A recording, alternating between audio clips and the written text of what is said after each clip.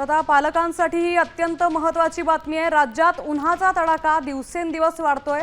वाढत्या उन्हाचा सर्वाधिक धोका हा लहान मुलांना बसण्याची शक्यता आहे। हीट क्रॅम्प्स आणि हीट एक्झॉशन सारख्या सौम्य विकारांपासून ते थेट उष्माघातापर्यंतची लक्षणं मुलांमध्ये दिसतात। शरीरातील पाणी कमी झाल्याने मुलं बेशुद्ध होण्याच्या घटना घडू लागल्यात। तर मुलांच्या स्नायूंमध्ये पेटके येण्याची ही शक्यता आहे। दरम्यान पालकांनी मुलांच्या आरोग्याकडे लक्ष द्यावं असं आवाहन आता केलं जात आहे। नेमकी कशी आपण काळजी घ्यावी ते पाहूयात। मुलांसाठी सुती, सैल आणि पांढऱ्या रंगाचे कपडे वापरा। दुपारच्या कडक उन्हात मुलांना शक्यतो बाहेर नेणं टाळा। बाहेर जाताना डोक्याला टोपी, रुमाल बांधा आणि सोबत पाण्याची बाटली ठेवा। घामोळ्यांपासून बचावासाठी मुलांनी कोमट किंवा थंड पाण्याने आंघोळ घाला।